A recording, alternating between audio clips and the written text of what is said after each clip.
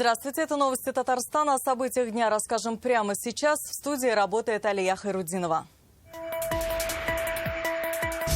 400 компаний и 15 тысяч гостей. Завтра в Казани соберутся лучшие агропромышленники страны. Они представят публике свои новые разработки в различных областях АПК. Как пройдет международная агропромышленная выставка «Агроволга», расскажет Вероника Гайнудинова.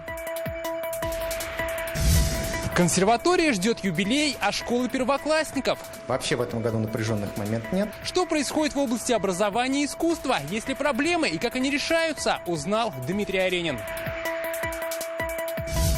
В Татарстане стартует проект «Ура! Олга». Отдыхать летом, чтобы их не учить языку, а чтобы все-таки они, отдыхая, как-то у них прививался этот интерес, вкус. Подробнее в материале с Ириной Васильевой.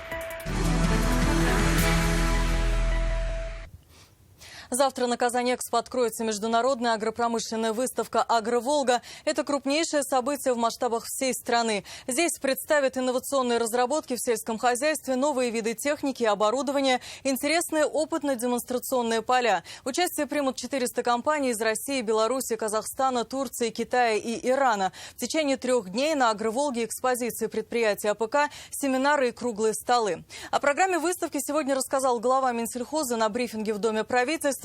Ответил и на важные вопросы. Ждать ли подорожания хлеба после майских заморозков и повлияет ли жара на урожай?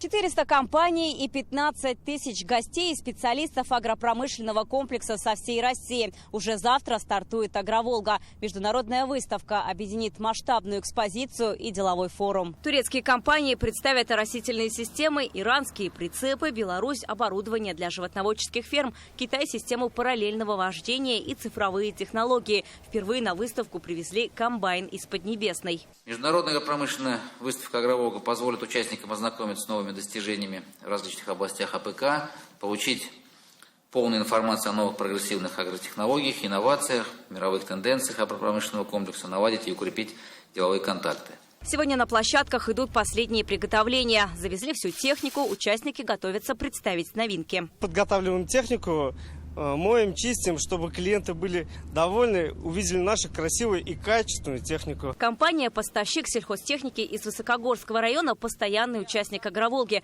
Говорят, за дни выставки прямо здесь удается подписать несколько контрактов на поставку. В этом году покажут кормораздатчики. Этой модели кормораздатчики работают уже, наверное, около 10 единиц в Республике Татарстан, да, и все больше и большим спросом пользуется эта техника из-за сложности с кадрами. То есть здесь один оператор, он выполняет 3 функции. На сортоиспытательном участке представят более 250 новинок селекции. 30 сортов выведены татарским НИИ. Новый блок на выставке «Made in Татарстан». Впервые Минпромторг Республики объединил производителей сельхозтехники и оборудования, чтобы продемонстрировать агропромышленный и научно-технический потенциал республики. В 3-й раз пройдет конкурс крупнорогатого скота «Краса Агроволги». В рамках выставки впервые пройдет международный турнир по обрезке копыт КРС. Больше 150 ветеринарных ортопедов-копытчиков из России, Беларуси, Казахстана, Боливии и Кубы соберутся на одной площадке, чтобы определить лучшего в своей профессии. Призовой фонд – 1 миллион рублей. Вторую часть брифинга посвятили нынешней ситуации в АПК. 5 метеостанций республики регистрировали суховей. Частично страдают посевы в Арском, Сабинском, Нижнекамском районах. Дефицит влаги в Ютазах, Бавлах, Алькеевске, Лениногорске. Сейчас время для кормозаготовки. В планах заложить почти 3,5 миллиона тонн сенажа и почти 4 миллиона тонн силоса. В этом году погодные условия у нас для кормозаготовки для 1-2 укоса очень хорошие. Тут задача просто оперативно, максимально заготовить корма. 20 июля техника выйдет на уборку урожая ранних культур. Основная страда начнется после 27 июля. На вопрос журналистов, подорожает ли хлеб, министр ответил, значительного повышения не будет. Для стабилизации цен действует господдержка, субсидии хлебопекам. Одна из главных проблем в АПК – нехватка кадров. Сегодня каждый студент проходит практику в хозяйствах на селе, но возвращаются не все. Неплохая возвратность этих студентов на эти площадки, где они работают, так как они практику проходят на этих предприятиях, как в частности РМ-Агро, если взять, РМ-Агро, они сегодня там не просто практику проходят, они сегодня зарплату за эту работу получают. Средняя зарплата в АПК сегодня 50 тысяч рублей. В сезон механизаторы получают значительно выше, отметил министр. Однако одной зарплаты недостаточно. Как привлечь кадры на село, управлять рисками в новых реалиях и развивать цифровые инструменты в агросекторе. Это и многое другое обсудят в рамках деловой программы «Агроволги». Вероника Гайнудинова, Рамзель Гарипов, ТНВ, Казань. В Татарстане решена проблема нехватки мест в школах при зачислении в первый класс. Об этом сегодня сообщило руководство Минобра республики на выездном заседании Комитета Госсовета по образованию. 30 июня завершился прием в первый класс по прописке. Что символично, на мажорной ноте встреча прошла в Казанской консерватории. Учебное заведение готовится отметить свое 80-летие и сейчас опробует новую концепцию научно-образовательного кластера. Как в Татарстане решили проблему поступления в первый класс и чего теперь душа просит у творческого сообщества республики, узнал Дмитрий Аринин. Вообще в этом году напряженных моментов нет. Как отмечают в Минобре Татарстана, решить проблему нехватки мест для первоклассников помогла работа по строительству и расширению учебных заведений. В этом году в республике откроют 11 новых школ, более чем на 9 тысяч человек. По сравнению с прошлым годом первоклашек стало меньше, что и решило ситуацию. Напомним, в ряде микрорайонов не хватало мест для семилеток. Поселок Куйки строится у нас новый объект для начальной школы на 600 мест. В прошлом году у нас были построены школы, новые здания к 182-й школе, это в Салават-Купыре. А в Солнечном городе к 186-й школе было построено новое здание на 1500 мест. Таким образом, все те вопросы, которые раньше жители задавали, связанные с приемом в первый класс, нехваткой мест, они на сегодняшний день урегулированы. Казанская консерватория, где прошло выездное заседание парламентариев, в следующем году отметит свое 80-летие. За эти годы здесь подготовили около 8 тысяч мастеров искусств.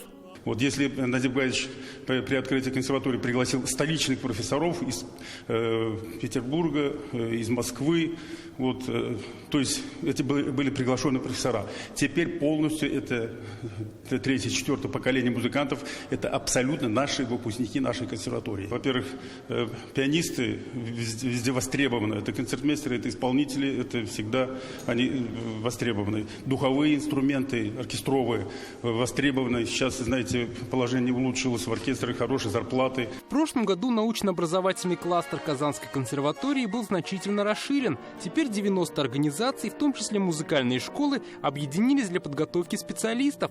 Так детям из глубинки будет проще достичь вершин искусства. Но для чего создавать и поддерживать такую сложную и большую структуру? А вот для чего. Музыкальное и хореографическое образование – это две профессии, подготовка к которым начинается с 5-6 лет. Это раньше, чем спорт и военное дело, и это еще более строгая дисциплина. Не каждый сможет так учиться. Как отметили депутаты, при всей образовательной инфраструктуре и богатых традициях Казани явно не хватает музыкального театра. Катастрофически мало музыкальных спектаклей у нас в Казани сегодня. У нас нет современного музыкального театра, который должен быть. Во всех городах есть, в Москве, несмотря на в Ленинграде, в Свердловске. Нужно нашему городу, потому что у нас нормальный, хороший зритель. Все, наверное, культурное сообщество за новый организм, который будет называться музыкальным театром. Это действительно организм, его надо, мы помним, скажем, если драматический татарский театр 118 лет назад дал первые раскид свои в 1906 году, то, я думаю, не надо этого бояться, у нас и кадры, и все есть. Депутаты рассмотрели состояние библиотечного дела. Сейчас в республике работают 1500 библиотек. В прошлом году за книгами обратились более 20 миллионов раз. Приоритетной задачей развития библиотечного электронного портала. Дмитрий Аринин, Алмаз Зиеддинов, ТНВ, Казань. Познакомиться с деревенским бытом, научиться готовить национальные блюда, вышивать. Тем самым подтянут знания татарского языка. 15 июля в республике стартует новый детский проект. Он называется «Ура Аулга» в деревню. Татарстанские дети смогут отдохнуть в лагере дневного пребывания в селах республики, причем бесплатно. Организаторами проекта выступает комиссия по вопросам сохранения родных языков и движения первых. Чем заинтересуют детей в селах и почему без бабушек и дедушек не обойтись, расскажет Ирина Васильева. Свежий воздух, родниковая вода и настоящий деревенский труд. Поймать рыбу, собрать ягоды, подоить корову, одним словом окунуться в атмосферу татарской деревни уже с 15 июля сможет любой желающий. Ведь в республике стартует новый детско-молодежный проект «Ура! Ауылга». Лагерь, где ребят, которые приезжают в деревню из города, но в котором могут участвовать в том числе те ребята, те дети, которые сейчас в деревне находятся, отдыхают и тоже думают, чем бы заняться. Проект реализуется комиссией по вопросам сохранения родных языков и движением первых. Сегодня с его форматом знакомили журналистов. Лагерь дневного пребывания развернется в школах и ДК 15 сельских поселений Алькеевского, Апастовского, Арского, Балтасинского и Тюлечинского районов. Точные локации можно увидеть на графике. Лагерь будет бесплатным. Это в том числе ответ на запрос доступности лагерей, доступности летнего отдыха, потому что мы понимаем, что в стационарных лагерях, в палаточных лагерях в любом случае количество мест ограничено, а желание, запрос на то, чтобы в летнее время дети проводили интересно, безопасно время, он есть, он остается. И вот это одна из форм. В лагере смогут отдохнуть дети от 6 до 17 лет. Но они должны иметь бабушек, дедушек или других родственников в этих сельских поселениях. Все активности будут проходить по 4 часа днем и вечером. Питание и трансфер не включены, отмечают организаторы. Дети смогут пройти мастер-классы по вышивке, готовке национальных блюд и подтянуть знания татарского языка. Нахождение той среды, атмосферы, татарской среде все-таки и языковая культура больше всего подключается к нашим детям, и они больше всего начинают общаться. Здесь нужно показать, как трудится сельский житель. Естественно, мы готовы показать и готовы, как добывается молоко, как выращивается скот, как выращивается растениеводство в разных направлениях. Это в дальнейшем, если будет интерес, мы готовы показать. Сопровождать детей будут молодые, но опытные вожатые. В каждом районе они подготовят уникальную программу. Например, в Тюлечинском ожидается мастер-класс по национальным танцам, игре на музыкальных инструментах и борьбе куреш. Дети познакомятся и с историей деревни. И они уникальны еще тем, что природа у них очень красивая, очень много различных исторических мест, где с ребятами можем сходить на экскурсию, посетить родники, сходить на пикник. Команда наша молодая, но, несмотря на это, она опытная и креативная команда, которые сами не раз побывали и в Саляте, и организовывали различные региональные муниципальные проекты. Записаться в лагерь может любой желающий. Заявку можно подать через QR-код, который вы видите на экране, а также через соцсети движения первых. Проект «Ура! Ауылга» пилотный. Если он придется по душе и родителям, и детям, то он может стать ежегодным. Васильева, Данил Филатов, ТНВ, Казань. В поселке хотят устроить большую стройку в водоохранной зоне. С такой проблемой к нам в редакцию обратились жители села Речное Алексеевского района. По их мнению, неизвестные хотят возвести на прибрежной зоне Камы базу отдыха. Якобы под это, согласно кадастровой карте, уже выделен участок. Впервые об этом они узнали год назад из популярного сервиса объявлений. Я здесь встречаю людей на машинах, мере что-то ходит и так далее, и так далее. Я подхожу шуточкой, прибауточкой: здрасте, здрасте, что здесь делаете? Грибочки собираете? Нет, хотим купить этот участок. Как купить? Он же в водоохранной зоне находится, охраняется государством, там он знак стоит. А вот, пожалуйста, в Авито продается такая-то сумма, такая-то организация. Я их подвожу, значит, к срезу воды, показываю обрыв. Там ежегодно почва осыпается, эрозия почвы происходит. Я говорю, по-моему, это незаконно. Они говорят, да, на наш взгляд, тоже незаконно, эти покупатели говорят. Садятся в машину и уезжают. Мы здесь недавно, буквально год, мы приобрели данный участок для, хотим построить дом. И вот в этом году, когда у нас уже все было запланировано, что мы хотели тоже строиться, вот выяснили такую ситуацию, что вот за нашим участком такой вот происходит продажа земли. Мы боимся таких соседей, которые будут здесь отдыхать. Мы понимаем, что отдых это хорошо, но в меру. То есть, а судя по как отдыхают сейчас люди, этого просто будет одно загрязнение, шум. Хотят строить базу отдыха. И тем самым перекрыли доступ к воде, так как здесь находится обрыв, и где вот спуск к воде происходит, где все спускаются рыбаки и приезжают на машинах, уже перекрывают полностью. В исполкоме района нам сообщили, участок выделен не под базу отдыха, а под ЛПХ. Было выявлено, что вид разрешенного использования данного земельного участка для ведения личного подсобного хозяйства, что подразумевает строительство только частного индивидуального дома, но никак не строительство никакой базы отдыха, ни глэмпинга, ни прочего строений, никак не связанных с предпринимательством, только для индивидуальной застройки. Это подтвердили экологи. Ведомство проверило прибрежную зону Камы. Как подчеркнули, участок не попадает в водоохранную зону, поэтому даже в случае строительства оно не будет нарушать закон. Сотрудниками Волжско-Камского территориального управления Министерства экологии и природных ресурсов Республики Татарстан было произведено обследование земельного участка с выездом на место, в ходе которого было установлено, что данный земельный участок не пересекает 20-метровую береговую полосу реки Кама. Свободный доступ к водному объекту и береговой полосе не ограничен.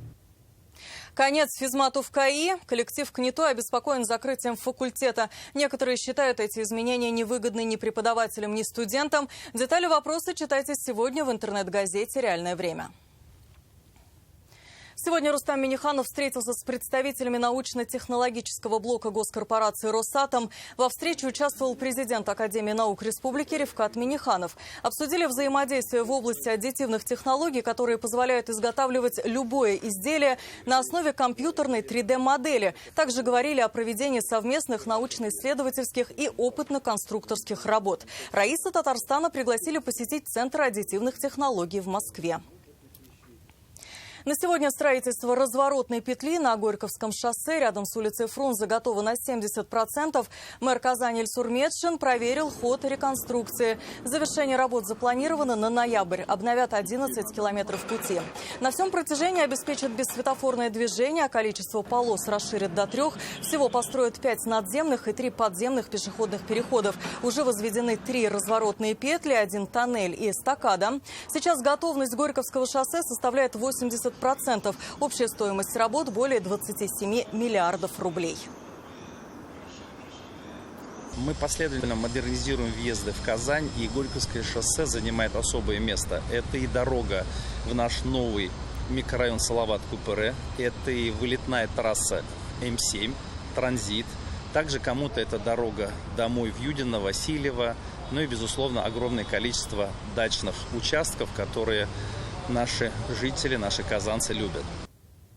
Уникальную операцию провела команда хирургов РКБ. За 6 часов врачи спасли руку пациенту. В противном случае ему грозила ампутация. Казанец получил серьезную травму на своем участке. Он устанавливал навес для машины. Когда зашаталась стремянка, мужчина ухватился за лист профнастила, который словно лезвие перерезал руку. Почему врачи считают этот случай уникальным спасением, в репортаже Искандера Гемалдинова. Уже к лучшему идет, уже пошевелится. Это палата травматологического отделения РКБ. Казанец Ленар Валькаев попал сюда после долгой и напряженной операции. Врачи спасали его правую руку. Вот здесь чувствует. Здесь есть. Трагедия разыгралась во дворе дома Ленара в поселке Новое Победилово. Он ремонтировал крышу навеса для автомобиля. Из-под ног вылетела стремянка. Ленар попытался удержаться за профнастил. Опасный стройматериал, словно лезвие, разрезало руку до кости. Хлынула кровь. Жена вызвала скорую. Соседи наложили жгут. До приезда скорой первую помощь уже оказали. Скорая тоже быстро приехала. Тоже первую помощь оказали и увезли в РКБ в реанимацию. Скорая доставила 41-летнего Ленара в РКБ. Команда врачей уже ждала пациента в операционной. Счет шел на секунды. Валькаев потерял слишком много крови. Буквально на мануальном гемостазе мы ему, то есть рукой придавливали артерии, чтобы не было кровотечения, другой рукой выделяли, чтобы это кровотечение остановить. Вот, то есть выполнили протезирование плечевой артерии и вены. С помощью аутовенозного материала, то есть собственного его материала. Операция длилась больше 6 часов. Трудилась целая команда профессионалов. Одни врачи сшивали вены и артерии, вторые восстанавливали нервные окончания, третьи соединяли кожу руки. Хирургам удалось Ленару спасти руку. Проделана ювелирная работа. Мы смогли спасти руку за счет того, что сделали сосудистую ставку. Сосудистый хирург делал ставку артерии и вены. Я как микрохирург помогал и смог соединить нервы для того, чтобы рука в дальнейшем могла функционировать. Ленар Валькаев пока находится в РКБ. Как говорят медики, если пациент будет соблюдать все предписания, то функциональность руки полностью восстановится. Искандер Гималдинов, Данил Филатов, ТНВ, Казань. Землякам, бойцам на передовой СВО татарстанцы помогают всем, чем могут. Свою лепту вносят от мала до велика. Взрослые закупают спецтехнику, вяжут сети, отправляют продукты. Но и маленькие татарстанцы, ребята из села Благодатное Нижнекамского района, копили деньги на детскую площадку. В итоге отдали все сбережения на покупку машины для бойцов СВО. Юный волонтер из Пестрецов изготавливает окопные свечи и мечтает о встрече с защитником Отечества. О маленьких помощниках с большим сердцем в нашем репортаже. Солдатам нужны, они защищают нас, чтобы над нашей головой бомбежек не было. И вам совсем не жалко? Нет. Малыши 1,5 года копили деньги на свою мечту – детскую площадку, но решили распорядиться средствами во благо и помочь бойцам СВО. Самым юным волонтерам из группы «Благо» 3,5 и 9 лет. Они активно помогали родителям с гуманитарным грузом и раньше. Делали свечи, рисовали солдатам рисунки. Благодаря их по-настоящему взрослому поступку удалось купить этот УАЗ. Мы копили на детскую площадку, но услышали вечером разговор, то, что солдатам нужна машина. Мы предложили маме и папе купить эту машину на наши деньги. Автомобиль был на ходу, пришлось лишь заменить расходники, установить удобные сиденья. Сейчас делают антидроновую сетку. Вместе с УАЗом на передовую отправятся и 2 мотоцикла. Вообще здорово, мы не ожидали, что за такую сумму нам вообще отдадут этот УАЗик. Ну, как говорится, да. Бог с нами, Бог помогает нам, это действительно. Приветствую. Электроник. Артемий Волков. Юный волонтер Артемий из Пестрецов получает слова благодарности за свои добрые дела от участника спецоперации. Боец на передовой получил письмо от незнакомого мальчика. Послание так тронуло, что он решил встретиться с ним лично. В письме Артемий просил приехать и поиграть с ним в футбол. Солдат подарил юному волонтеру футбольный мяч, но из-за ранения на поле выйти не смог. Компанию мальчику составили его сыновья и юные футболисты из Кощакова. Просто вдохновила идея написать солдату письмо. Я хотел порадовать. К удивлению, не то, что нас поддерживают взрослые люди, да, которые понимают. Еще есть вот такие маленькие 8-летние дети, которые пишут письма и тем самым подбадривают нас. На прощание Артемий подарил военнослужащему аптечку и прочел любимое стихотворение. Стальной комбат, запах солярки, город Чесмрат, бьет супостата из новых засад. Выстрел неточный, следующую цель. Метр за метром берем цитадель. Военнослужащий уверен, из Артемия вырастет настоящий мужчина. Сегодня количество татарстанцев, вступающих в ряды вооруженных сил России, становится все больше.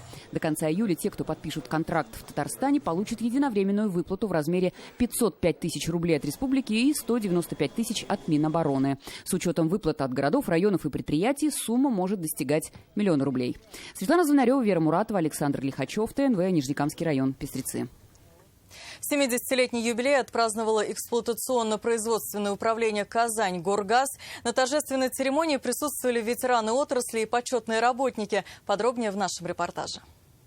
Для людей, чтобы знали, что у нас участники войны есть, там ветераны. Почетные гости посетили аллею славы, посвященную ветеранам Великой Отечественной войны, труженикам тыла, сотрудникам предприятия, чьи ребята сейчас на СВО. Затем осмотрели обновленный автопарк и музей истории. Торжественная церемония в честь 70-летия «Казань-Горгаз» прошла в актовом зале. «Казань-Горгаз» эффективно решает задачи газоснабжения городских потребителей, повышение надежности и безопасности газового хозяйства столицы Татарстана, благополучие каждой семьи, бесперебойная работа всех предприятий и учреждений зависит от вашей профессиональной деятельности. Это огромное фундаментальное хозяйство, которое на сегодняшний день является якорным, головным в системе «Газпром Трансгаз Казани». Республика потребляет не только для подачи тепла в наши дома газ, мы являемся одним из крупных потребителей именно в промышленности. На празднике чествовали лучших сотрудников и ветеранов управления, которые внесли большой вклад в развитие газовой отрасли в столице.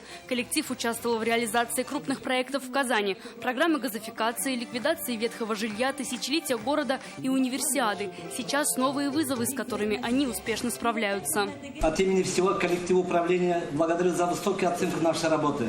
Наши трудовые успехи во все времена были направлены на благо Казани, на благо жителей столицы Татарстана. Газовиков поздравили народная артистка Татарстана Эльмира Калимуллина, оркестр Центра современной музыки Софьи Губайдуллиной. Это были новости Татарстана. Еще больше информации в нашей группе ВКонтакте и Телеграм-канале. Сейчас прогноз погоды с Наилем Дзихате. До встречи в 21:30.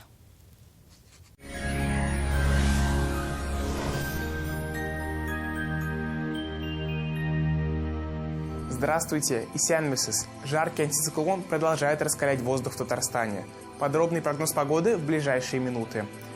По данным сервиса Яндекс.Погода, в Арске, Кукмаре, Зеленодольске облачно с прояснениями. Во второй половине дня пройдут дожди, прогремят грозы. В дневные часы ожидается около 32 градусов тепла, ночью плюс 19-22. В Буинске, Дрожжаном и Камском устье ожидаются дожди разной интенсивности. Днем плюс 32-33, ночью около 20 градусов тепла. В Нурлате, Черемшане и Новошишминске преимущественно без осадков. Температура днем плюс 32, ночью 17-20 градусов выше 0. В набережных Челнах, Менделеевске и Агрыде аналогичная погода, малооблачно и без дождя. Дневная температура повысится до 32 градусов тепла, ночью плюс 18-20. Преимущественно без осадков в Альметьевске, Лениногорске и Бавлах. Температура днем составит 30-32 градуса тепла, ночью около 18 градусов. В туристических городах республики также жарко. В Свияжске небольшая облачность, не исключен дождь.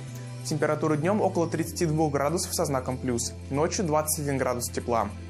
В Болгарах днем 32 градуса, ночью около 21 градуса выше 0, без осадков. В Елабуге температура днем повысится до 32 градусов выше 0, ночью плюс 19, облачность небольшая, без осадков. Генофондное предприятие по разведению гусей реализует новые породы гусят и мясных сверхтяжелых гибридов. 20 лет на рынке, высокая продуктивность. Наше качество – ваш результат. Имеется представительство в Республике Татарстан. Телефон 8 937 309 77 49. Вашптица.рф. В Казани небольшая облачность. Днем без осадков и очень жарко. Около 33 градусов выше 0. К вечеру возможны дожди. В ночные часы ожидается 23 градуса выше 0. Атмосферное давление в норме 750 мм ртутного столба. Ветер южного направления порывистый до 5 метров в секунду. Влажность около 37%. Магнитное поле Земли неустойчивое, что в сочетании с очень жаркой погодой может стать причиной плохого самочувствия. Берегите свое здоровье. Таковы новости о погоде. Оставайтесь с нами.